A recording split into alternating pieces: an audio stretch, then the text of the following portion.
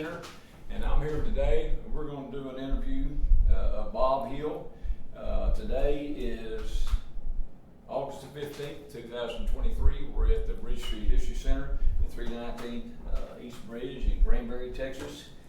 Bob, thanks for agreeing to do this little interview with us. So why don't, just to start, why don't you just give me your name and date of birth, your age, and let's just get started like that. My name is Robert Crawford Hill.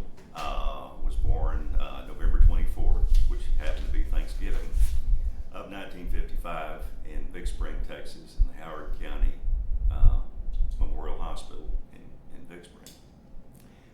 My mother is a Granbury native, Mary Josephine Crawford Hill, whose mother was Norma Kelly Crawford, and whose my mother's father was A.B. Crawford.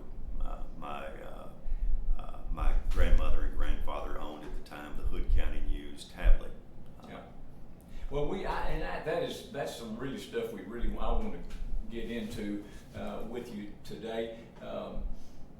But did you grow? You say you're born in Midland. Did you grow I grew up in Big Spring. Big Spring. We lived in Big Spring until December of 1968.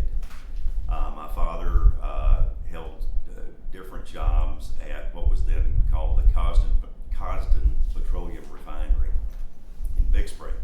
Ultimately, for the last 10 or so years of his employment there, 15 years of his employment there, was Human Resources Director, or what they called then the Personnel Director.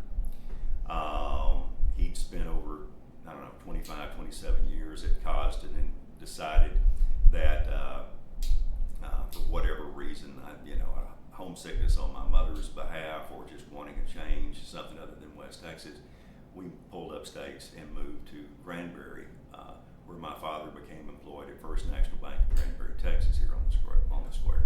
And we want to talk. Let's talk. And I want to get really into those things. Yeah. That's an important part, I think, of what we're going to talk about. But tell me now, just as far as your family goes, you've mentioned your mom and dad. Did you have siblings? I have a brother. My brother passed away about 4 years ago.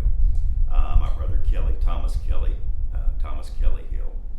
My younger brothers, we were separated in an age of about 18 months, and but he sadly passed away when he was 60 years old. Wow. So what was it like in your home growing up before y'all moved here? I mean, just tell me about what family life was like. West Texas is a great place, and I still have a special place in my heart for it, because it's a hardscrabble existence. Back then, of course, all of this stuff has a nostalgic tone to it, but back then, you made your own fun. I mean, you might have had 2 TV channels, and the rest, it was, we had a lot of vacant land around us at our house. Desert, no trees, anything like that, anything taller than a mesquite tree that was about 2 feet tall you just didn't see it. But we played a lot, and school was great. Walked to school. It was a very safe environment, happy home life. My father worked at Coston Petroleum Refinery, and my mother was a junior high teacher, teaching Texas history and reading at the other junior high in Big Spring. There were 2. There was Runnels Junior High, which is where my mother taught, and there was Goliad Junior High, which was the other junior high. And if you wanted to couch it in today's terms, Runnels Junior High was more of a for disadvantaged kids, that kind of stuff. It was on the quote unquote, not so great part of town. But she loved it, loved teaching there. To call it a rough school would be a gross understatement. One of the favorite odd family stories of family lore was they'd had an assembly, and all the students, of course, had gone to the gym, and then the assembly was over and the kids were walking back to classes, and of course the teachers were spaced out in the hallway to maintain order and make sure that Johnny got to science and Sally got to math and all this kind of stuff. And she was standing next to the principal at the time, and one of the students walked up and stabbed him. stabbed him in the chest. Yeah, that is a pretty rough neighborhood. Yeah. Well, tell me, now, Kelly was your younger brother? Yes.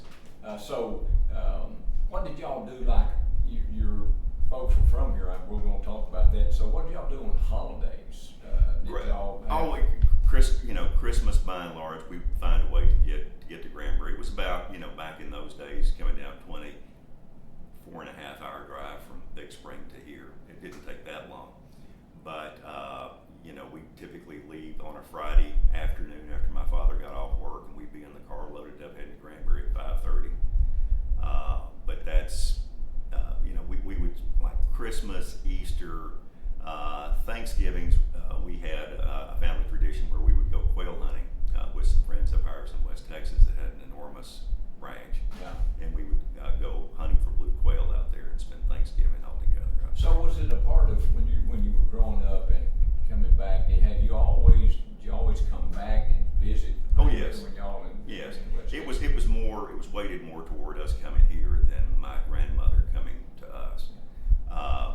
She had a very nice, 2-story home on the lake, situated about where, I can't think of the name of the apartment. It was Avalon, now Waterview, something like that, down there by what used to be the Plantation Inn. Now it's called something else. So you mentioned a while ago that y'all moved here in 1968. So what would that mean about what grades you attended? I was in the 8th grade. 8th grade. Yeah, I was in the 8th grade, and mine started right after Christmas break, mid-year, in the 8th grade in junior high, Granbury Junior High, back when it was one wing was the high school and one wing was the junior high. In the middle, you had the junior high principal's office, and you had Willie Crossland's office, the high school principal, and they were side by side. John Bronner was the junior high principal, and Willie Crossland was the high school principal. And it was a really unusual, and I don't mean this in a bad sense, but it was really unusual for me to enroll in Granbury Junior High. Here's why, and I'll warn you that this is going to sound a little arrogant, and I don't mean it to, but it's just a statement of fact. Since my grandmother owned a newspaper and wrote a weekly column called This and That by Norma Crawford, far left-hand side, took up the entire front page of that broadsheet every week. She just expounded on whatever it is she wanted to talk about. If she wanted to talk about a grandkid, she talked about a grandkid. She wanted to talk about what her flowers were looking like in her garden. She talked about what her flowers were looking like in the garden. But occasionally it involved me being named, and my brother being named, and my mother and father being named, and my cousins in West Texas being named, the family being named, right? So people knew, everybody that subscribed or bought the Hood County News tablet knew we were coming before we got here. So that was, it was, when it's the first day of school in January and you're in your first period class and they say, well, we have a new student today. Well, they probably hadn't had a new student in a couple of years. We have a new student today, Bobby Hill. And I hate the name Bobby. It's like fingernails on a chalkboard. But anyway, so I stood up and everybody knew who I was before I knew who they were. Yeah. Because my grandmother had told everybody about us coming and all of this stuff, right? So I was kind of a minor celebrity, which kind of had its good parts and had its bad parts. So now, was that when you moved here in 1968 in the 8th grade? So was that an adjustment for you? Do you remember? Did you look forward to that? Yeah. You read that? No, it was a huge adjustment because all I knew as a child was the West Texas life that I'd experienced. I liked West Texas. Of course, we had neighborhood friends and that kind of stuff. But we were ready. It was going to be different, and my brother and I, even though I was,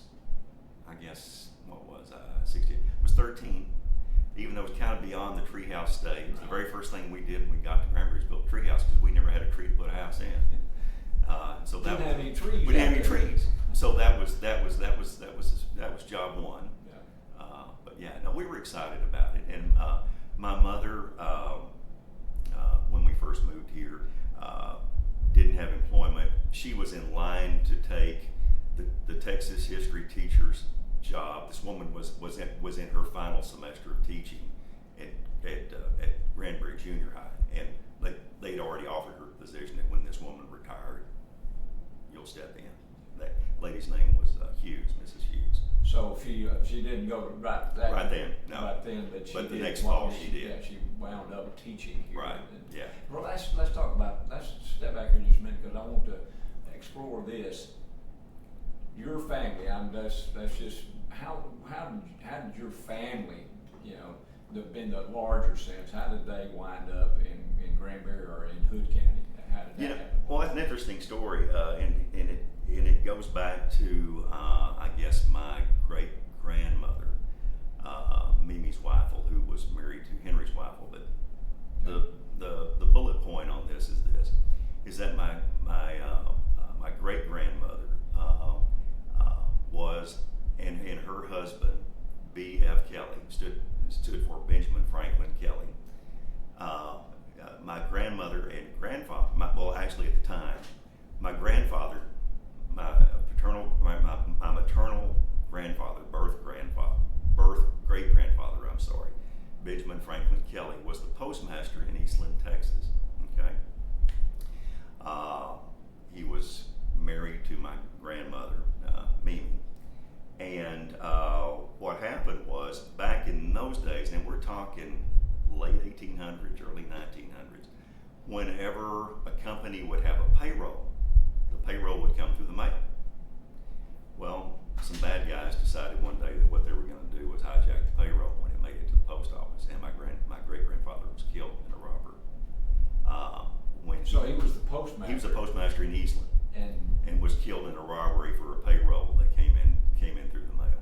wow. When he died, my grandmother, his wife, became the postmistress in Eastland.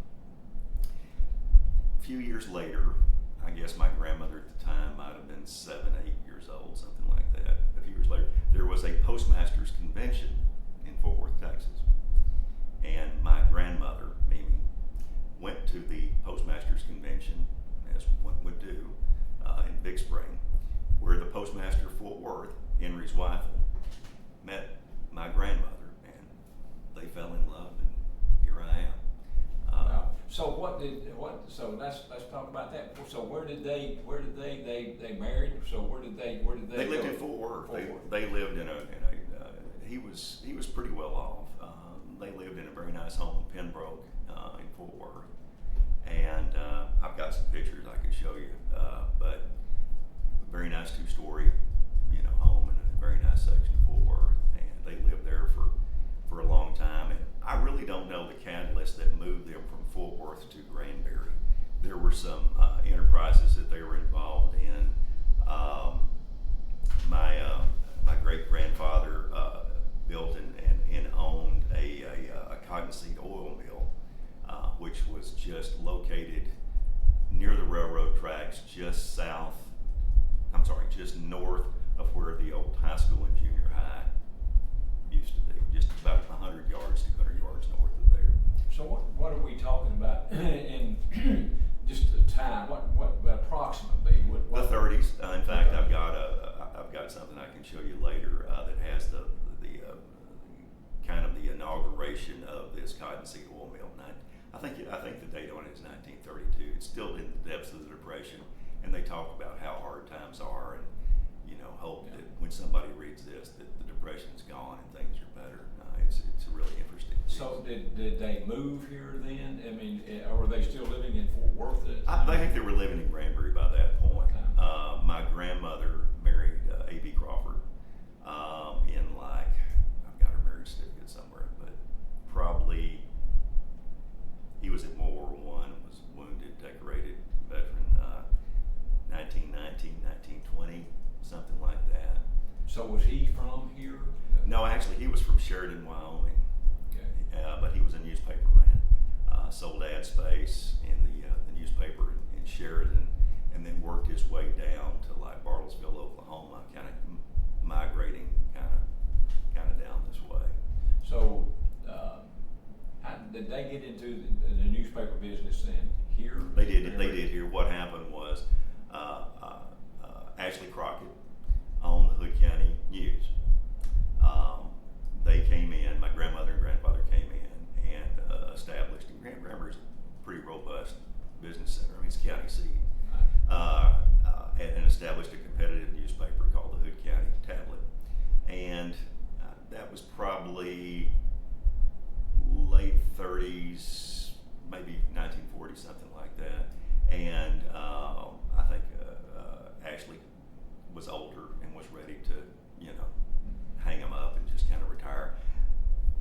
And so they bought Ashley out and merged the two papers, and it became the Hood County News tablet at that point. So how long did they operate the paper? I want to kind of step back, but Yeah. I'd kind of like to know how They, long did. I guess, probably, well, round numbers, probably 1940. I think my grandmother sold the paper in 1969, soon after we moved here. My grandfather passed away in 1956, so my grandmother ran it for another 13 years by herself. She was the show then. She was. She was it. Yeah. Well, so that puts you here. Is there any other family that when you talk about, and we need to talk about Mr. Zweifel, and I guess we can do it now. You've already Right. mentioned him. Well, the Luton clan was my grandmother had a sister, had a stepsister. My grandmother's birth father, was Benjamin Franklin Kelly. Her stepfather became Henry Zweifel when those two got married. When Henry Zweifel married Mimi, they had another child, Doris, who became Doris Luton, then Doris Zweifel. And then, of course, she went off to college, came back, started her own family with John Sidney Luton and all of that. So they were that was a part of your. Oh, absolutely. extended family. Yeah, that was it. Yeah. Well, what else now? While we're talking about Mr. Zweifel, I mean, from what I know, a little bit that I know about this community, he was a pretty important guy around here. I mean, you've already alluded to some of his activities, but let's just talk about it.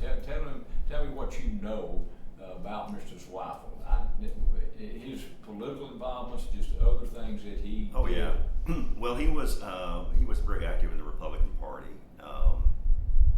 In fact, went to the National Convention where they nominated Dwight Eisenhower. He was against Dwight Eisenhower. Lobbied heavily for Taft, the son of the former president, who was not successful at all. He said his famous quote was, he'd rather lose with Taft than win with Eisenhower. He was a pretty determined gentleman. Larger than life, and I mean that in a very good way, but he really was. When he walked in a room, you knew he was in a room. Kind of had a countenance of, this is a very famous photograph. You ever seen the photograph of J.P. Morgan where he's sitting in the chair and he's like this? That was my great-grandfather. But loving and kind and generous. When one of the big things for us to do when we were children, my brother and I, the very first thing that we would do when we got to town, if we were if it was during the summer and it was a normal business week, a Monday through Friday kind of thing, the next morning after we got here, we would go down to the square and we would pay my great-grandfather a visit at the bank. And we would, if it was all open, he just had kind of a little, they weren't walls, he just had a desk in the main lobby. And we would go see him and he'd give us a crisp dollar bill. And that was the highlight of the trip right there, was to get $1 from my great-grandfather, whose nickname we all called him, and to this day we still do, called him Biggie. And the reason we called him Biggie is because of my mother. When my mother was a child, they wanted, grandparents like to have nicknames, right? And so they wanted to have a nickname for my great-grandfather. Well, the adults had decided that his nickname was going to be Daddy Big. My mother, as a small child, never really got all that out, and so she just resorted to calling him Biggie, and the name stuck. That's a good one. That's good. So what else did he do? I mean, let's just talk about the bank. So how long was he involved in it? And that's probably not a good word to say, but because probably. I was such a kid, back then. I would say probably, the one who could really tell you would be Jake Carraway, or of course John Henry. But probably going back to the late 40s, early 50s, up until, he went to the bank every day until he was hospitalized at the end of his life. He went And then did he continue in his political activities or his political interest when he was here? Behind the scenes, probably, but I mean, it wasn't anything overt. I mean, he wasn't. I don't recall any type of big political movements or anything like that going on. Now, what did I remember? I may not remember this right, but he also was the U.S. attorney at one time. Yes, he was. He was for this district. district, and prosecuted. In fact, I've seen stories. You can just kind of pull this up out of Google. It's not that tough to get. He prosecuted Klan members. He prosecuted people that were running Ponzi schemes in the oil business. He was really active. And if one of the things that's been interesting to me about that, if I understand it right, you correct me if I'm not, is that he didn't go to law school. He really read law. Yeah, he was self-taught. Yeah. In fact, when he passed away, I don't know how many dumpsters. I mean, he had a place. Well, it's where the Luton family lived on the land that now houses the H-E-B grocery store and all of that. They had a very nice ranch style house, and beside it they had a very large garage. And when I say large, I mean, just enormous. I don't know how many cars it would hold, but at the back of it, it had kind of his quote unquote office and law books stacked, floor to ceiling throughout that thing. So now is that where that was where their home was, where his wife was living? When my great grandmother passed away, my great grandfather moved to the Luton home and lived there for a number of years. Ultimately moving in with my grandmother into her home because she had a 2-story house. He had the downstairs, she had the upstairs. Yeah. They moved in together back then, but yeah. So now, then where was that home? That was on that was where the Waterview apartments are now. Right at the very end of what is it now? Is it Hill Boulevard or? Yeah, that's right. Yeah, I don't. Now, do you have memories of your great grandmother? I do not. No, she sadly passed away before I was old enough to have any memory of that. Well, let's step back a little bit more, because I want to talk about your grandmother, Mrs. Crawford, a little bit more in another context. But just tell me what you remember about her when you were growing up and when y'all would come visit. My grandmother was the Energizer Bunny. I think that's where they patented that off of her, because she stood about, well, you're seated. If she's standing beside you, you'd be eye to eye. I mean, she was a small woman. She probably didn't weigh 80 pounds. She was just a stick of dynamite. She was always on the go, always, constantly. She was civic minded. She did everything that she could, to promote Granbury, to do good things for Granbury, and just make it a better place to live. She loved the newspaper business and was excellent at it back in the days when it was just impossibly hard to do. I mean, we're not talking that far from the Gutenberg Bible at this point. I mean, we're talking hot metal type that was set by a linotype machine and then placed in placed in frames upside down and backwards, right? Yeah. And then put in a press with paper, inked it, and paper ran over it, and the sheet sent out. And paper day at the newspaper was a real treat for my brother and I. You to see that thing come together was just an amazing feat. So that was, they did a weekly paper? Weekly paper. Paper came out on Thursday. And my brother and I would spend 1 week a year, once we got of age, 5, 6, first grade time. We'd spend a week a year, a week in the summer in Granbury, to give my parents a break, from having two little boys in West Texas. So we'd come out here and we would have our run of the square. It was our playground. Because my grandmother had to go to work every day. She owned a newspaper, and the newspaper had to go out, and that's just kind of how the world worked. But on Thursdays, the paper would be printed, and it would be done on or about noon.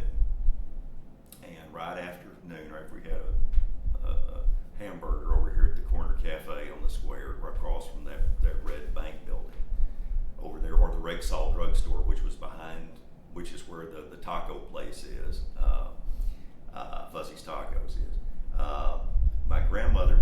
us both a stack of papers, and we go around the square and we'd sell them. And the rule was that you got to keep whatever you made. I'd take the papers weren't that thick. I'd take 10 or 20 papers, my brothers, and we'd just split up and go around the square. Well, again, people kind of knowing who we were. Yeah. Oh, you're Mary Jo's little boy, right? That kind of thing. Yeah, I'm Bobby. All right. Oh, I'm Kelly. That kind of thing. I remember I had Mary Jo in, science class, whatever. So we'd split up, we'd go around the square and we'd sell the papers. Well, nobody would give you 8 cents because it's a nickel and 3 pennies. It's just not, they give you a dime, right? So you kind of got a commission on the paper. It was pretty good. So we'd go around the square and we'd sell out of the papers, and even if people subscribed to it at home, they'd still buy one from us. And we'd come back, and we might make a couple of bucks or something like that. We just thought that was just the greatest thing in the world. So, that's the memories that you have before you moved here in 1968. Yes, That's yes, when you would yes. be coming back, Yes. to visit your grandmother here then. Yeah. So then your grandmother, and I'm sorry if I've missed this, your grandmother, she was born here. She was actually born. That's a good question. I haven't got her birth certificate. I should know this. I think she was possibly even born in Eastland. I don't think she was born in Granbury. Yeah. But did she graduate high school? Yeah, she graduated high school here. They moved here. Like I say, turn of the century after my great grandfather got married. So and then your mother, she graduated. She graduated here, and my aunt, she had a sister, Diane. They both graduated. So what did your mom? We've talked about your mom and dad. So how did they meet? How did that happen? World War II ended. My mother was going to Texas Women's University in Denton. Went there for a while, then transferred to what was then North Texas State University, now the University of North Texas. Was going to get her teaching certificate and journalism degree. And she was living in the dorm in Denton. My father, John Hill, was going to school at North Texas Agricultural College, now we refer to as University of Texas at Arlington, UTA.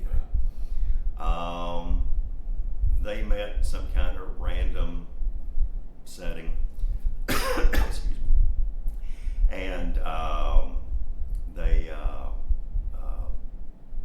got together, fell in love, and it was a whirlwind romance. He was going to school in GI Bill, so this was probably 47, 48, something like that.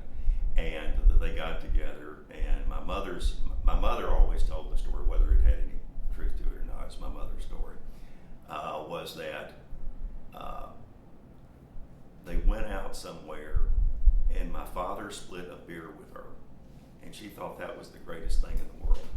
And she went back to the dorm that night and told her roommate that she, well, I'm going to marry that man. And here I am. So did they move to Midland? They moved to Big Spring. My father did a lot of things working for mainly with Costin Petroleum Refinery. And I'd be remiss if I didn't kind of take just a half step back on the Costin story. Costin Petroleum Refinery, it's got a lengthy history, but it was run by a man named J.L. Tollett, okay? And my great-grandfather, Henry Zweifel, also had some kind of interest in the petroleum refinery.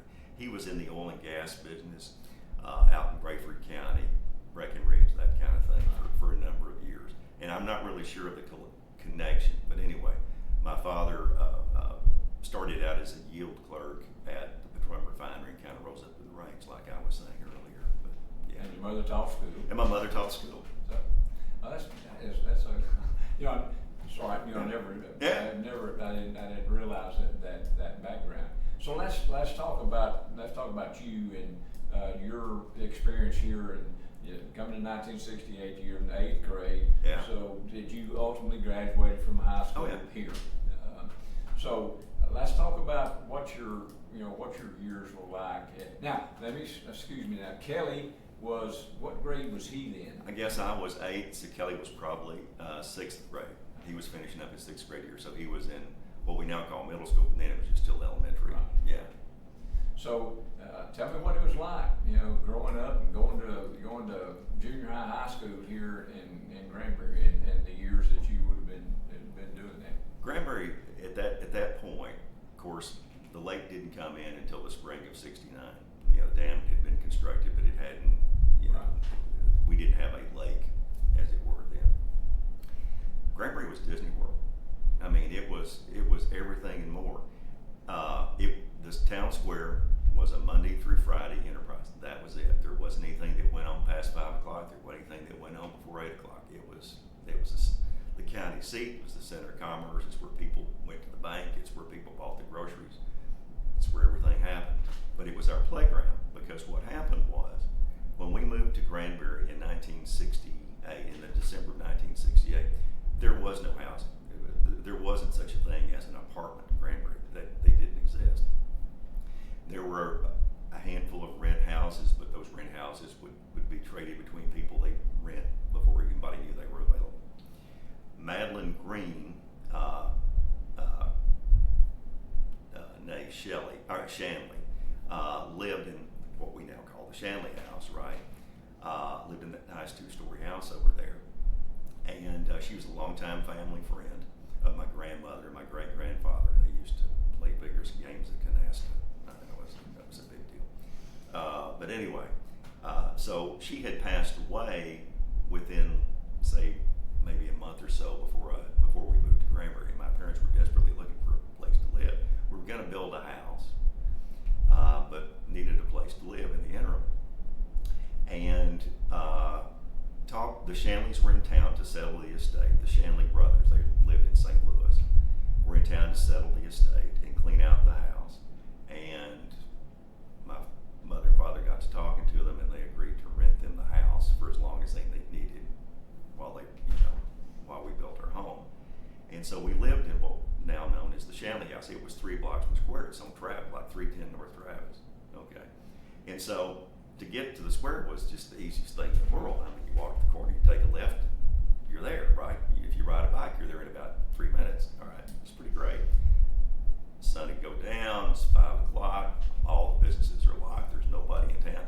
We would just ride our bikes all around the square and up to the band shell and inside the loop there, by the courthouse, and just wherever the heck we wanted to go, doing whatever we wanted to do. Really all we wanted to do was just ride our bikes and just, the Western Auto on the square would leave their TV running, and that was kind of a big deal. And so we could go and we could look at the TV, we could watch whatever was airing at 5:30, that kind of deal. But it was a fantasy world.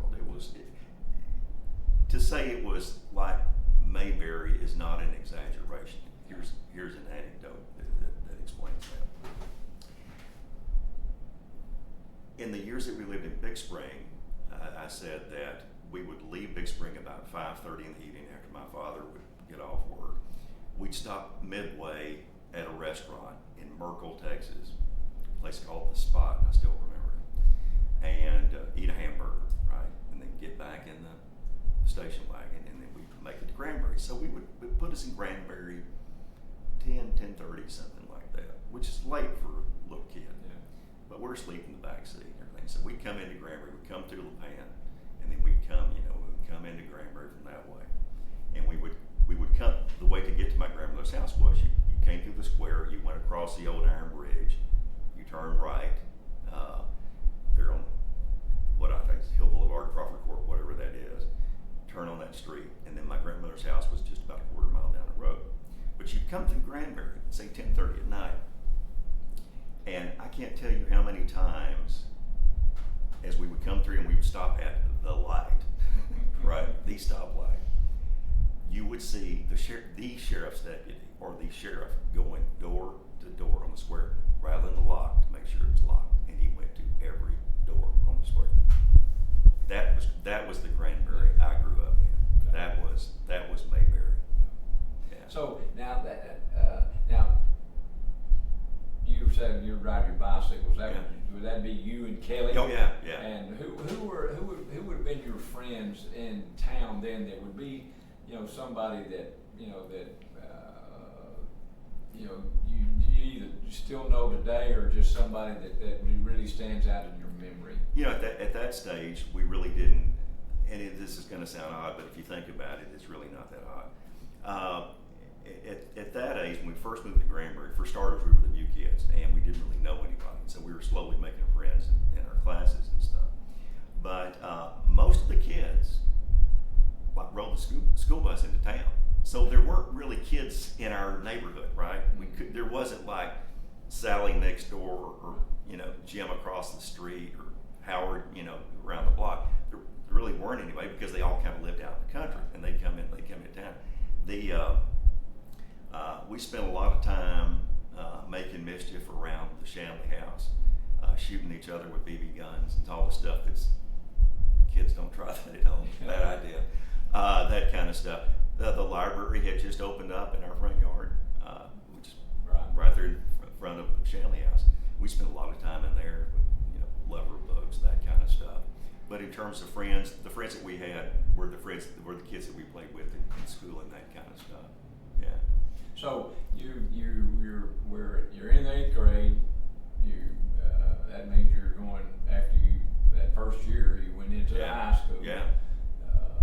So were there any new kids that you met, or did people just progress from that 8th grade were the same people that you? They were pretty much the same kids, yeah. but by that point, had known them a semester, that kind of stuff, and so the relationships deepened, that kind of thing. I was fortunate enough to have Kyle Bagby as a band director, and I had played in the band in Big Spring, and so I got in with the band kids, and a lot of those people I, of course, still know today. Laura Bowser Grisham, who we lovingly refer to as Laura Bell. Daryl Lewis, who lived in Brushy. Jason Porter, who's sadly no longer with us, who actually, when you say, well, it's not rocket science, right? Well, Jason Porter was a rocket scientist. Yeah, he's Nora and Garth. Oh, yeah, right? yeah. And he actually worked for NASA in Huntsville, Alabama.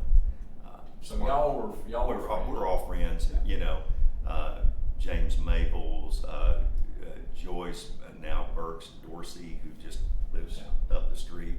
Joyce, of course, Jake Caraway, big friend Steve Monroe, Roger Enlow, a lot of those kids, Barry Hodges, James Hodges' younger brother.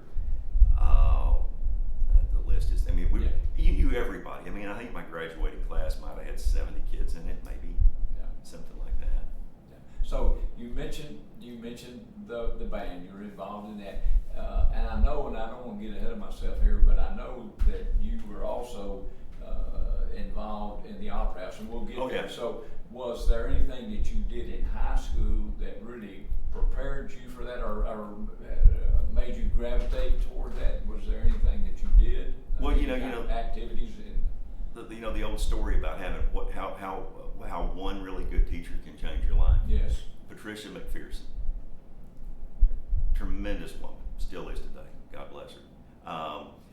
We had never heard, Granbury had never heard of what, back then, this was, I think, possibly my junior year, on about 1970, 1971. They had heard of this new thing called the University Interscholastic League. So UIL had all these competitions that you could do, right? One of them was one act play. They had math events. They had debate. They had extemporaneous speaking. They had all this stuff, and they kept adding to it. And so people like Kyle Bagby, the band director, and Pat McPherson were tasked or took it on themselves. I don't know how that all came about, to kind of lead the charge of taking Granbury High School into UIL participation. Well, one of the very first things that they did was, they thought it would be pretty easy to do, turned out it really was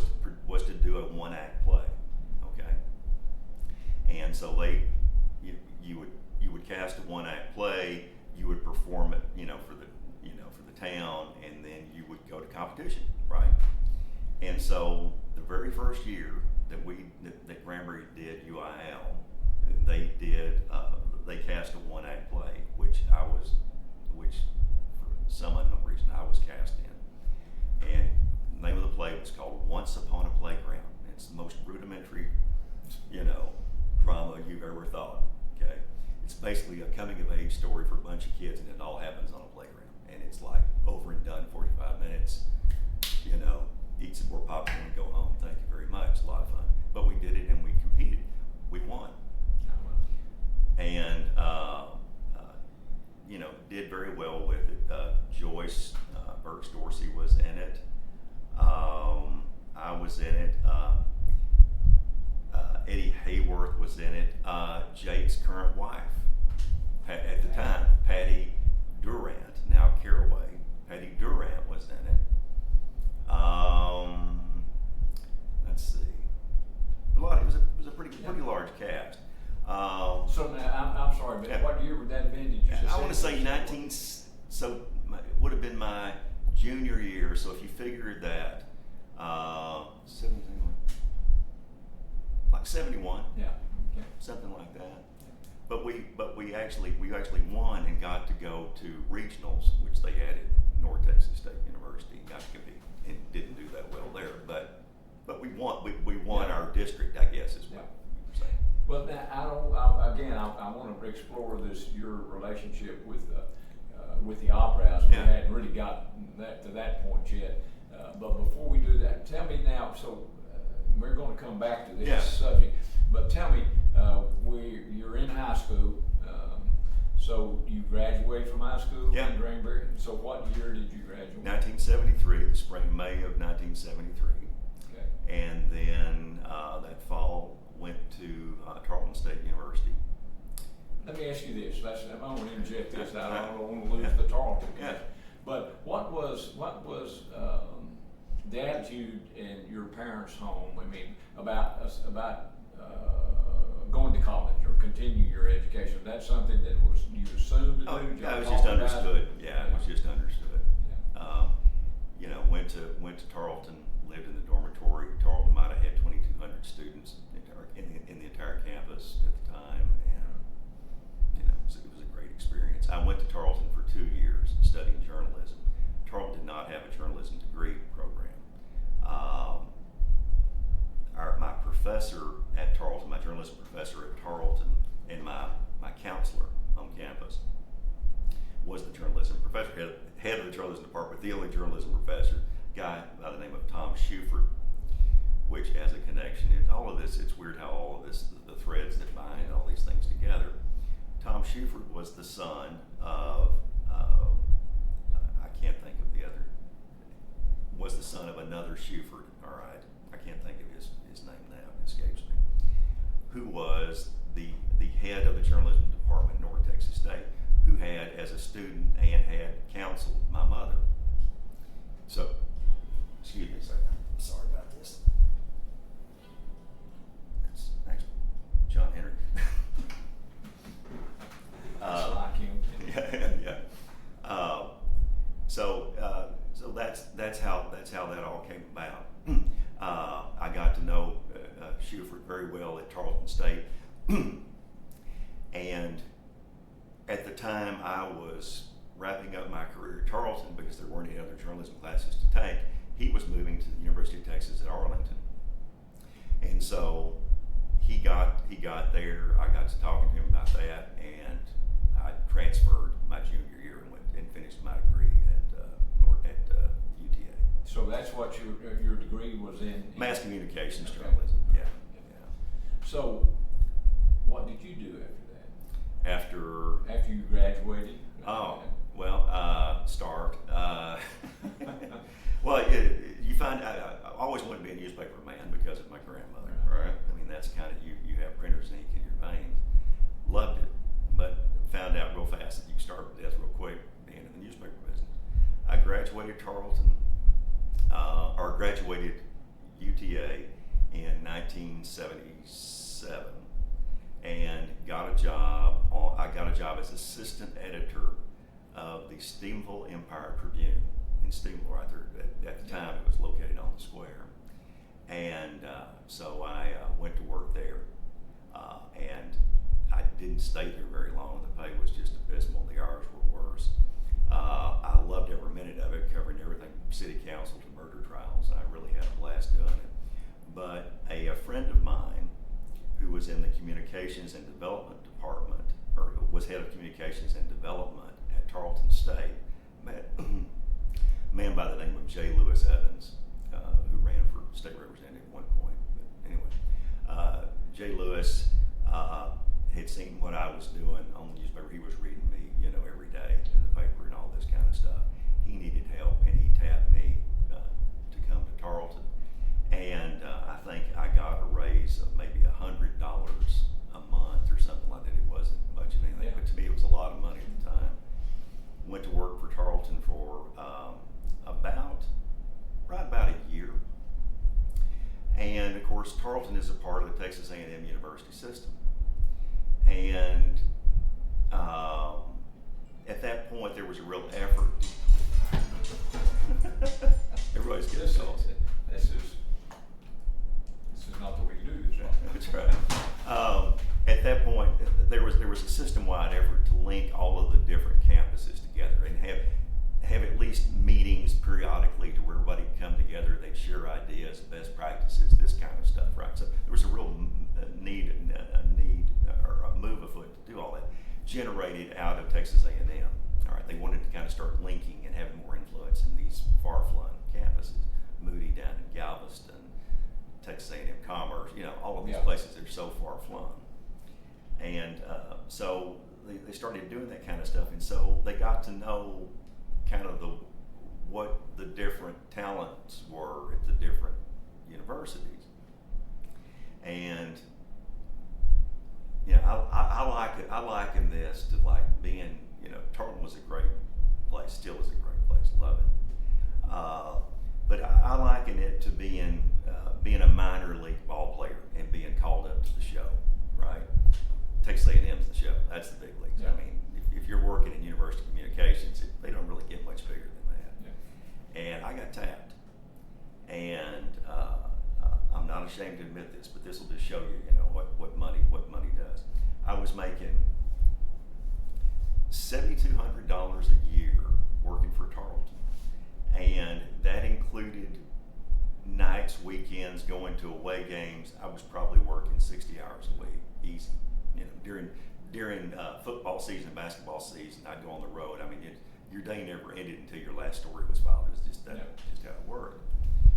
But Texas A&M offered me $12,000, so I'd go from making $7,600, making $12,000, and I was torn. Emotionally, I was torn because I loved Jay Evans, just a terrific boss, one of the sweetest, nicest, greatest mentors anyone could ever have as a young person getting into business. And I was torn, and I remember asking Jay, I said, Jay, what would you do? He said, have you lost your mind? You're going to A&M. He said, I knew when you got the call, you were going to A&M. Now help me find somebody to replace you. But I went to Texas A&M, worked in their communications department for a couple of years. Loved it. We were in the Reed McDonald building at Eastgate, in the Eastgate of the campus, and had a lot of great friends and had a lot of good times there. During that time, I married my wife, who I had met at UTA. We married. She finished up her degree. She was a senior at the time we got married. Finished up her degree at Texas A&M, and then transferred the hours back to UTA because she wasn't going to lose any credits that way, so it worked out. Lived in College Station for a couple of years, then got a job in the ad business because the communications on the university level is great, but it's very stagnant. It's pretty boring, and the raises are whatever the state tells you can get. If you're lucky, you might get 1% a year or something.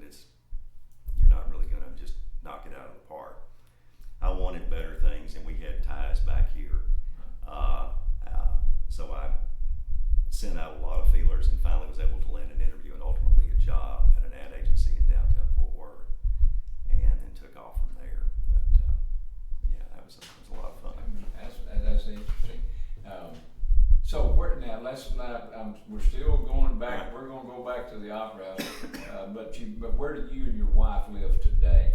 We live in Colleyville, which is on the west side of DFW Airport,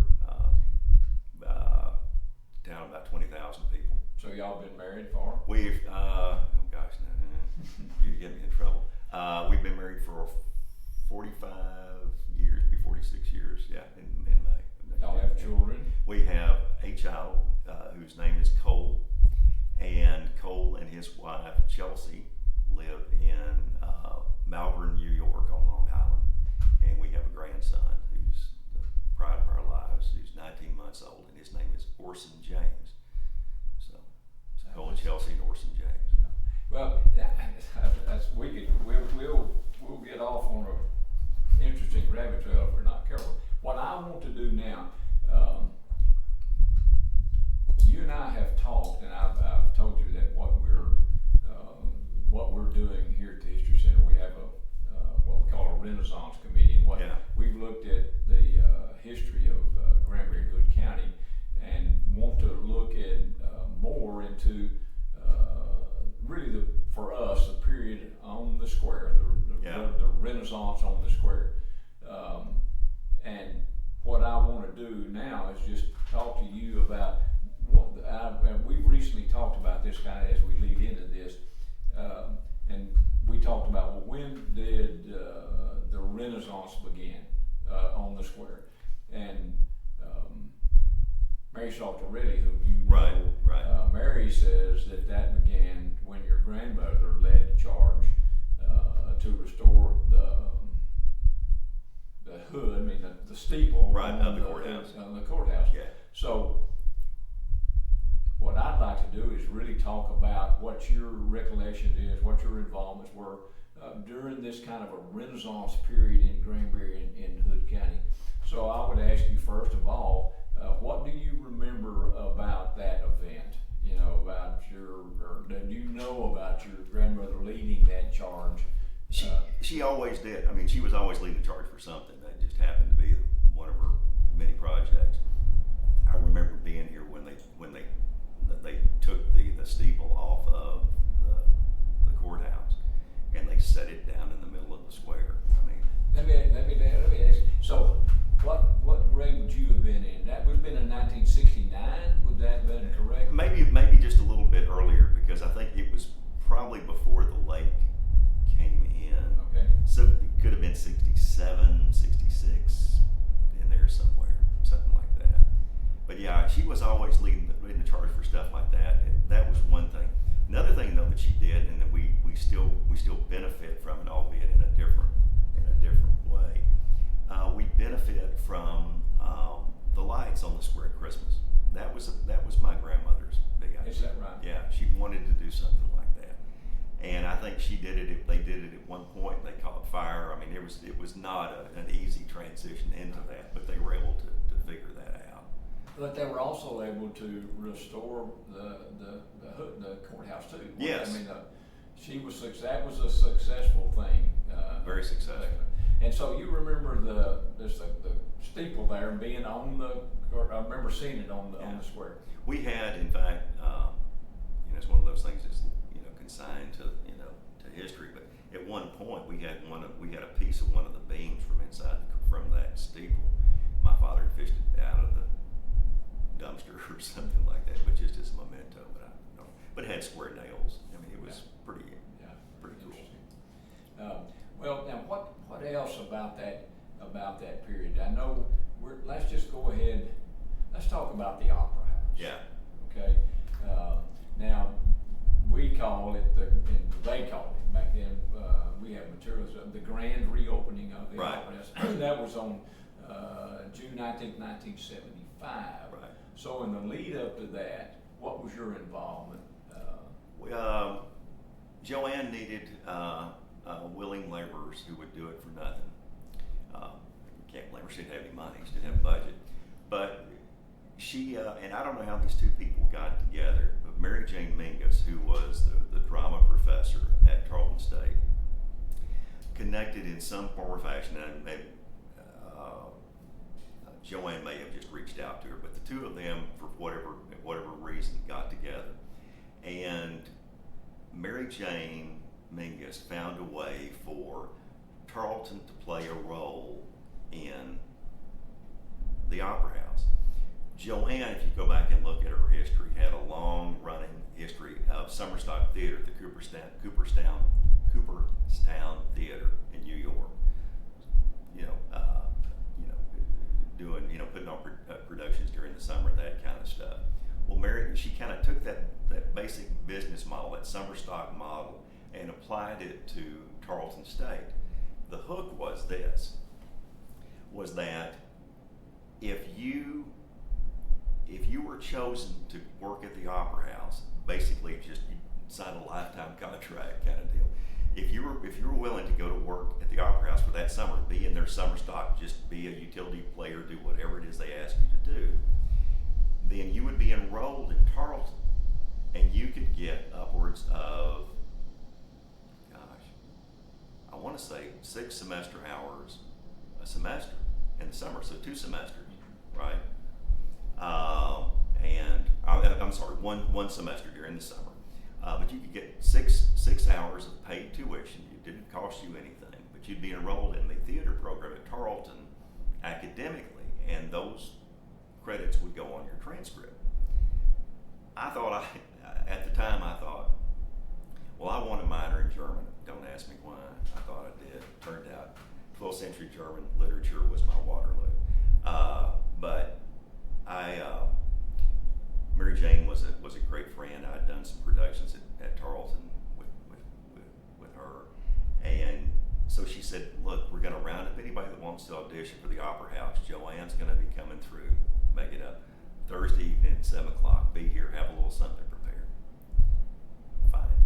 I thought, this sounds like a lot of fun. If I can get 6 hours that my parents don't have to pay for, it's not a bad deal, right? So we had just finished up a production of Our Town, great Thornton Wilder drama, and I convinced one of the female lead in the play to play off me in a scene, and so we did our little audition for Joanne, and then so Joanne, I thought they were just going to put on plays, right? No, it's all musicals, right? Well, as you can tell by my voice, I don't have a big singing voice. I don't have a singing voice. And so we finished up, and Joanne says, "Well, that was very nice. I really enjoyed your singing, and she's very complimentary, and she complimented the actress, and she says, Mary Jane said, "Well, I think this woman's name was Sheila." She said, "Well, unfortunately, Sheila is doing this to help Bob out. She's not really interested in auditioning, so, Sheila, if you'd like to leave or say anything, feel free." She said, "Well, thank you. This has been a lot of fun." She left. So she hadn't cleared the stage, and Joanne goes, "Sing something for me." I thought, well, I wasn't prepared for this. I'm standing there. It's classic theater, right? I'm standing there on a darkened stage with a bare light bulb, right? "Sing something for me." She's off in the dark, sitting on a high stool.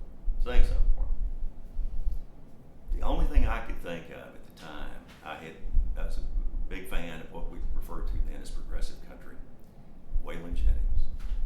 So I launched into a rousing rendition of Waylon Jennings' classic "Ain't No God in Mexico," which is a monotone version. If you listen to Waylon Jennings does not have a lot of range.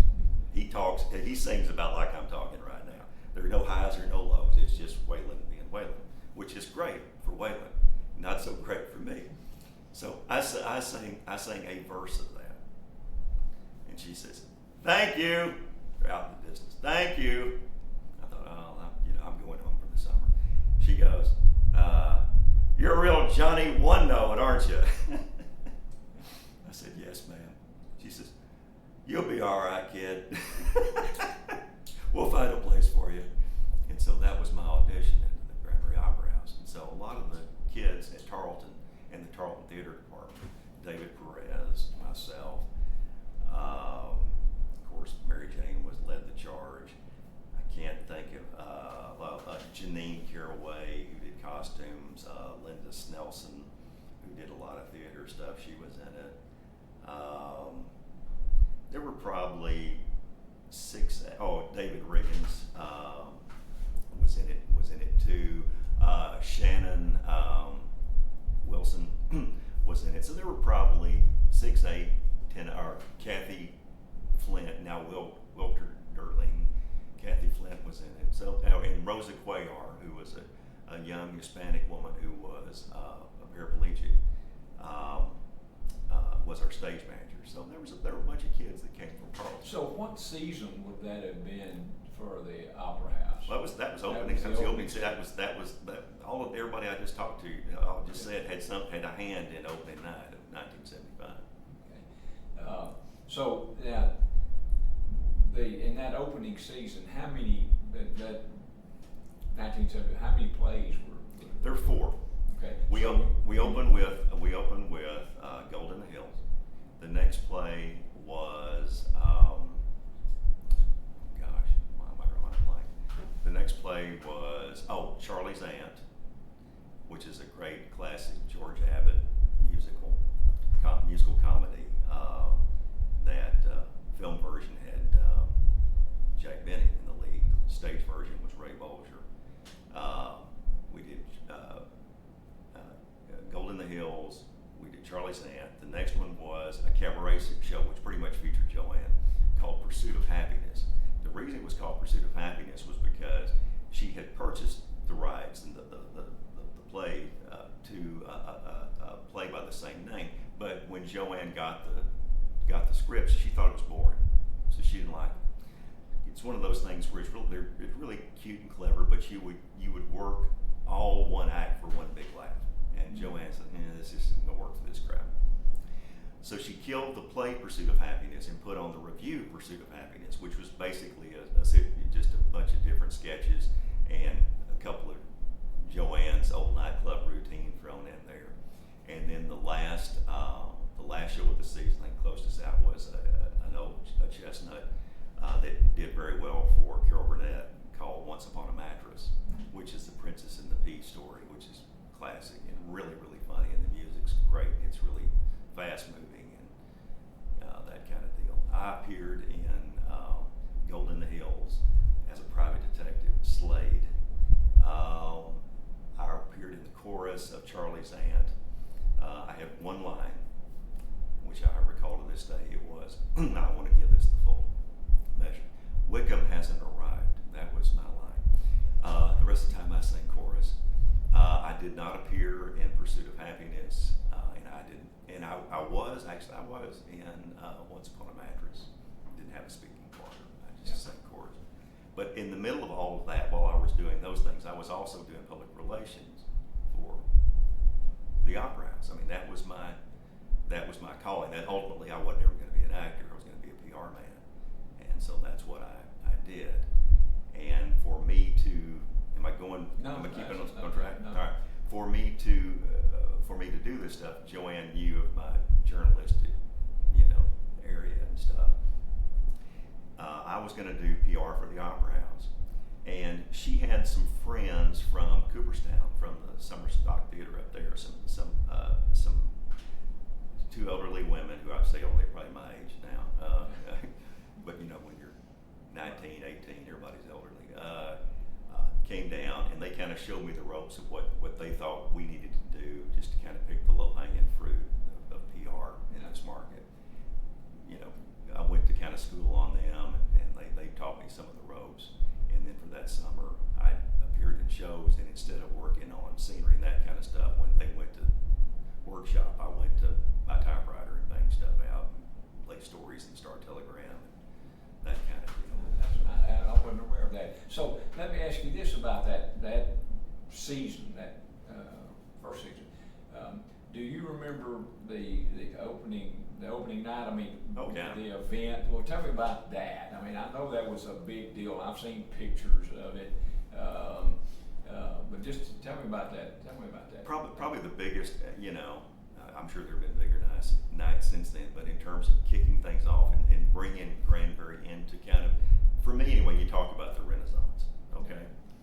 To me, if if you want to do a pivot point to where Granbury started to become the Granbury that we know and love today, that was the night it happened. I mean, I can promise you, if you stick a pin in that, everything else comes off of that. June 19th, 1975. It was huge. Everybody in town turned out. I mean, we're talking people in white tie and tails. I mean, it was a big deal. We served alcohol on the square. That had never been done. The alcohol was champagne. We popped the corks on the stage after the performance had ended. It was one massive party.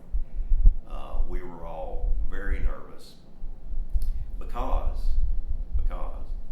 Elston Brooks, who was the theater critic for the Fort Worth Star-Telegram, great guy, funny guy, was going to review the show. And this would put Granbury, this was really, you want to put Granbury on the map. You wind up in Elston Brooks, Friday column saying, this is a great show, you all need to come see it. So one of my roles that night after, appearing in the show, getting, before he could even get the makeup off my face or anything, my role was to grab Elston Brooks and escort him to my office, which was in the old hospital, in the office, and give him my typewriter and show him how to use the Metro line so he could call his story into the Star-Telegram in advance of deadline, right? And leave Mr. Brooks alone. That was, and just be there in case he needed anything, typewriter, ribbon, whatever. And so it's all over, and I grab Mr. Brooks, I escort him to the office, and I hear clicking, I mean, this guy, just old-timey newspaper man, right? Cigarette hanging out of his mouth, classic, bangs his story out. And so he comes out, thanks, kid, so he probably wouldn't, my always 20 minutes, I mean, it was really fast. He leaves, and so this is as close to a New York Broadway opening night that Granbury had ever had, probably before or since, right? So he calls his story in, he's written his story, got it, whatever, he's filed his piece. And so then the party really goes into high gear. So it's champagne, people, well-dressed people, all the cast and crew, we're all just so relieved. I mean, place smelled of spilt champagne and flop sweat. I mean, it's just one of those nights. Spilled out into the square, around the square, this house, right off of the square, I can't think of the name of the house now.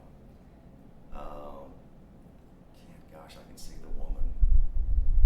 Anyway, a friend of Joanne's owned one of those old Victorian houses right off the square, about a block off the square.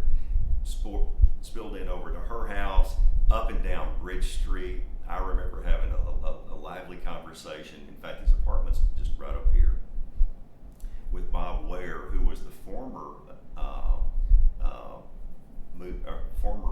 critic, arts critic at the Dallas Times Herald, had retired and had moved here. And he was kind of a mentor of mine at the time. And I remember having a lively conversation with Bob Ware and telling him about Elston Brooks. Of course, they were contemporaries and all this kind of stuff. And, people were walking around with bottles of champagne. And so the deal was, because we weren't going to let this party in. I mean, it had taken a lot to get here. I mean, this was a Herculean task. I mean, we were like the Egyptians moving massive stone blocks to build this pyramid, right? Which is the Opera House. And so we do it. And so long about 3, 4 o'clock in the morning, see the Star-Telegram truck come into town. Papers get dropped off. Go get your paper. And everybody sits in it. We're all sitting in, tuxes and stuff. There were champagne bottles beside us on the curb, and we're reading Elston Brooks' review, which was very, very kind. Basically, what Mr. Brooks said was this: these people have done this, this massive feat. It's beautiful. The Opera House, just raved about the Opera House, and the play was good. But how do you review a melodrama? Because the old idea of a melodrama is that it's over the top, it's extreme, right? There's nothing nuanced about a melodrama. You're throwing popcorn at the bad guy. You're cheering the hero. You're hoping that the ingenue finds true love with her boyfriend. I mean, it's a melodrama. So we were all just enraptured. Probably went to bed about 5 a.m. and then had to be at the theater like at 8:30 or 9. But so we were all a little hungover the next day. But it was a great. So really, if I understand it, really the party just overflowed into The square. Yeah, Yeah, the it did. square. That's what it did. It just went everywhere. Yeah. I remember having a conversation. There was a limo, and I don't know who was escorting around, but somebody clearly important. Remember having sharing a drink with a limo driver, and just talking to him about his job. And he said, I said, well, I bet you have driven a lot of really famous people. He said, oh yeah. He says, one of the most famous was LBJ. I said, wow. He said, you escort the president? Oh yeah. I took the boss, here and there and everything. He says, I drove him alive and dead. So he must have driven the hearse that LBJ, they carried LBJ's coffin. But I don't know, those kind of stories. Yeah. It was just a whole lot of fun. Yeah, I never have heard a story like that about the opera house. I appreciate that very much. Let's talk about, there's one other, you and I had visited about before, one of the big events in this Renaissance period, beginning of it, would have been the opening of the dam. Yeah, sure. Yeah. Do you have it? You remember that? Oh, yeah. I mean, The one of the very first things that we did, that I did in band, I guess, or an outside activity we did in band. I guess it was probably, make it up, June of '69. BRA could tell you when they closed the gates on it. But June on or about of '69, they got the band out to play for the dedication of the dam, and so they got the band out, and we played a couple of Pomp and Circumstance, or God so Bless what did America. they do at this event? I mean, They had a handful of speakers, politicians.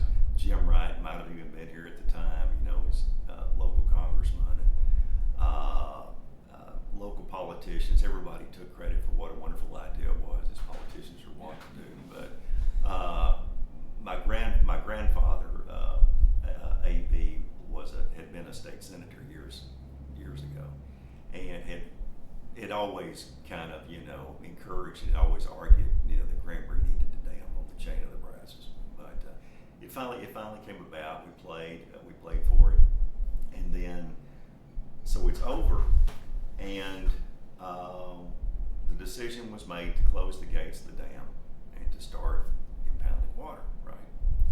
Well, by this point, we had built our home. We moved out of the Shanley house. We built our home. We lived near where the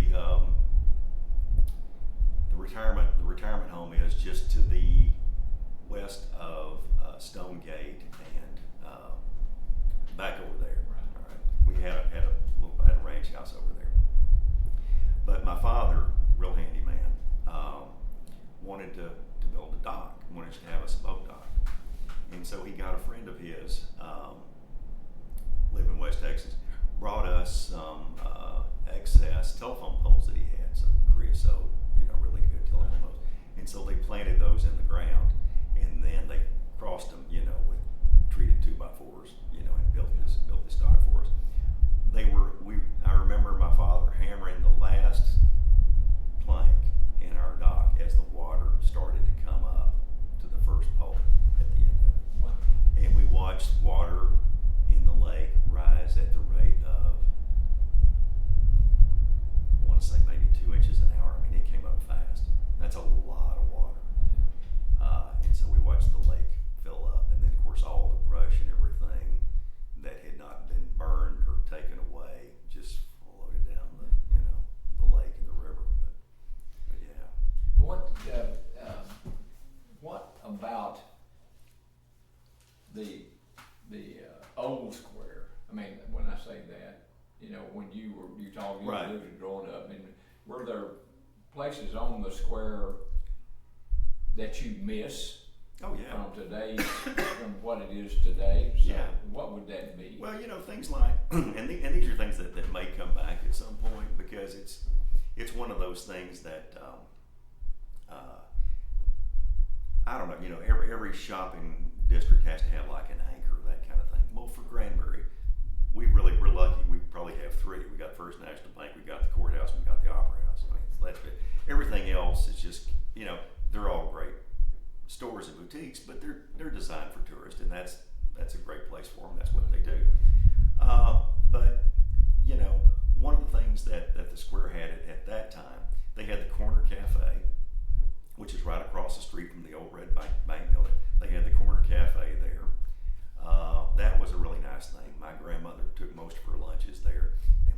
brother and I would spend a week in the summer. We were always given a $5 bill with the admonition to take my grandmother to lunch, and we'd always go to the corner cafe. But having a restaurant like that, just kind of a diner, kind of a local, get a cup of coffee kind of thing, just a really kind of nice thing to have. But everything else, there were there were grocery stores. I mean, back in the day before, we thought it was a big deal when Buddy's grocery store chain out of Fort Worth came to Granbury. But there was Dameron's Grocery. There was Kennan's Grocery on the square. There was Williams Dry Goods. There was a Western Auto that again had the aforementioned television in the picture window in front. It's where I saw, this is Grimstad, that saw Charles Whitman take out everybody at the UT campus. I mean, we were all just enraptured. You couldn't take your eyes off it. You watched it there on the television? Watched it there on the television, right there on the square. Yeah. That kind of deal. But no, I mean, I think Granbury has made the evolution that it needs to make, to be profitable in this kind of an economic environment. So I would like to see some things like that, but the days of Western Auto and White's Auto and those kind of things are long since, gone. Now I've heard people talk about this may or may not be something you remember, but if it is something I'd be interested in. I've heard people talk about the square. That was kind of the center point for people that would be cruising. Oh yeah, that was the drag. Yeah, is that right? Yeah, okay. Here's how the drag worked. You would go from, you would come in on, well, it's pretty much, forgive me, it's been a while since I just know it as the streets. I don't know. What's the street that runs in front of the Opera House? It's Pearl. All right, Pearl. Yeah. So what you would do is you would start there about the high school, all right? You come up and you take Pearl Street from that intersection, right? Drive all the way down to the square. You'd make the loop around the square, and then you'd go back to Pearl. And then what you'd do is you'd come to Pearl, and you would turn left, and there was about a half a block up, there was a car wash. You'd go through the car wash, and you'd come up. It was wash, rinse, and repeat. I mean, it's what you did all night. It's just what everybody did. And you'd see all your friends on the square. Sometimes they would sit out on the square. Sometimes they wouldn't. But that was the route. The other thing that the square had at the time was had a movie theater, all right, and was only open during the winter because it didn't have air conditioning. And so you'd go to the movies. That was a big deal. Of course, in the summer you'd go out to the drive-in, but in the winter you'd go to the movie theater. So that was a lot of fun. So who were some of when you were who were you in high school with that you mentioned a while ago? For example, Roger Enlow, Nick Walker, Laura Crowder Grisham, Laura Bowser was what her maiden name was. Cindy Dixon, who was Jimmy Dixon's eldest daughter. Fred McMeans, who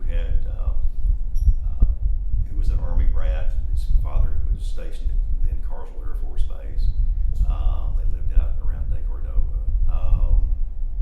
Ruth Hickey, Daryl Lewis, James Maples, Jason Porter, Eddie Hayworth. I mentioned Joyce.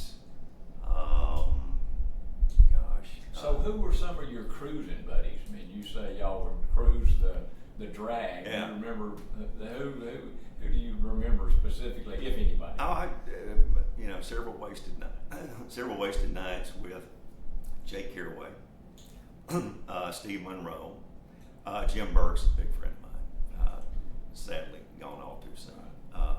Jim was a really, really good friend of mine. Was actually best man in my wedding, or I was best man at his wedding. He was in my wedding. Those kind of guys, but basically it was Burks, Monroe, Philip Scanio, who now owns a funeral home in Mineral Wells, was a big part of that. Jake, just those guys. Well, what about, did they, do you remember the actual you remember the restoration of the Opera House? I mean, do you remember just the general thought about that, you know, of the people in Granbury? Do you have any recollection of that? From the standpoint that everybody thought it was crazy. That's the first thing. First they laugh at you and tell you it can't be done, then you do it, and then they tell you that, you know, it was their idea all along, you know, kind of thing. My grandmother used to have the same.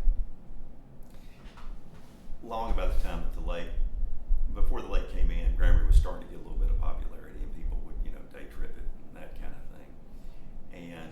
And so we had a decent influx of population boom, you know, more people moving in and out, that kind of thing. And my grandmother's big Baptist, you know, she's on several committees at the Baptist church and that kind of thing.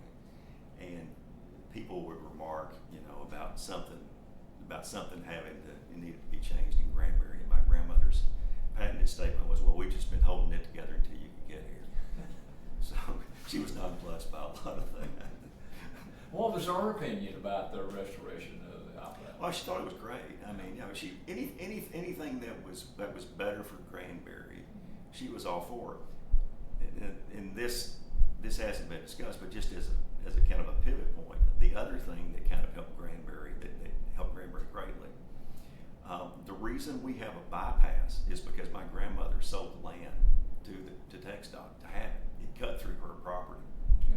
So, you know, that having the bypass was a big deal, because at the time, the road to Fort Worth was in front of her house. Yeah. I mean, it was a one-lane road. That was it. Yeah. So, when was that? When would that have been? Just out of curiosity. That probably would have been mid-60s. Yeah. 65-ish. That would have been really perfect timing.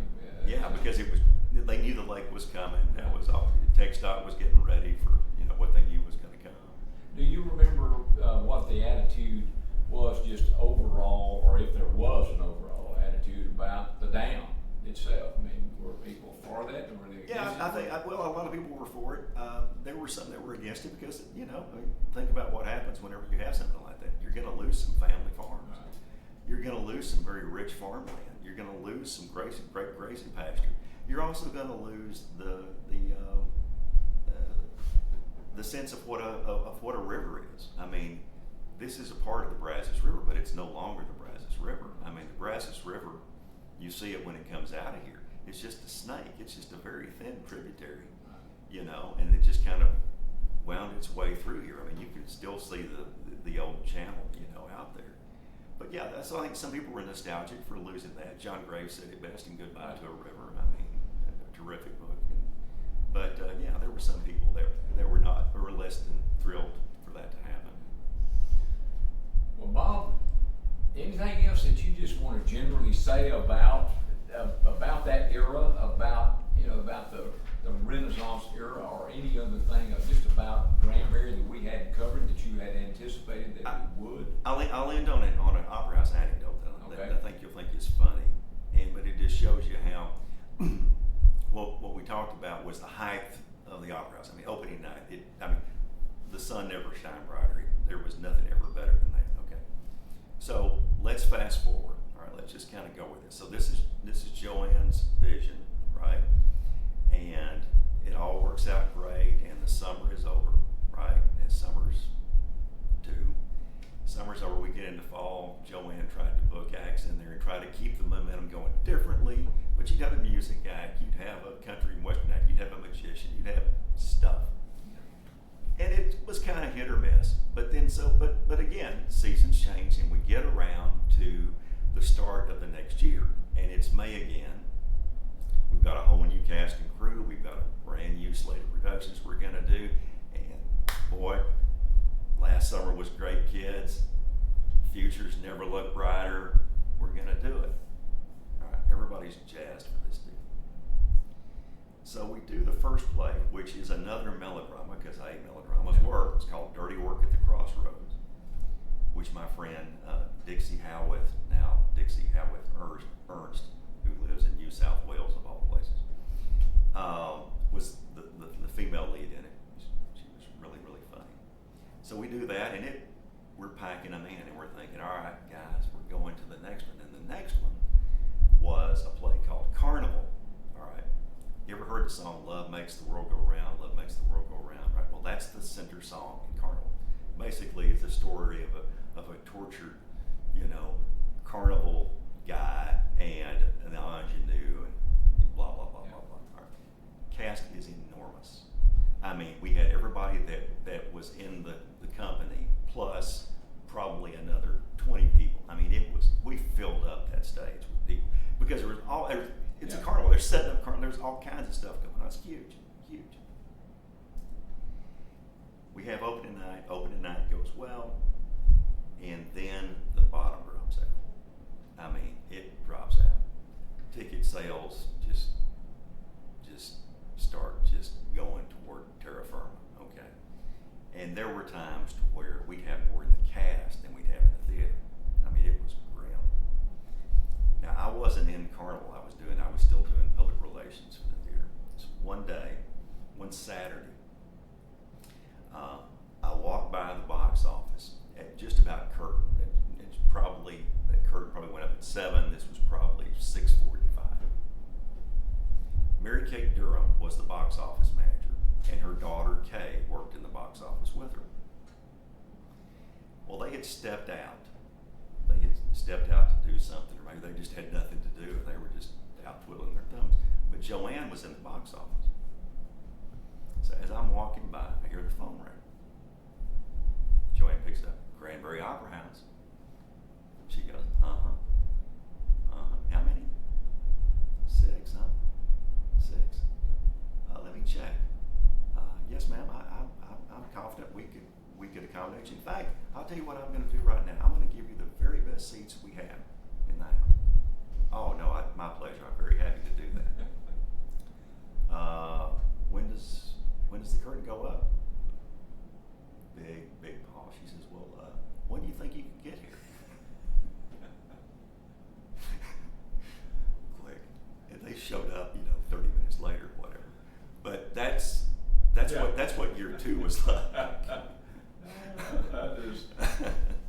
I wondered about what really, we know what that first season was like, but that was a battle from then on. I would think it was tough. Well, Bob, I appreciate it very much. Hey, my pleasure. I enjoyed it. Really provided some insight to us, and I just appreciate your time. No, happy to. Thank you so much.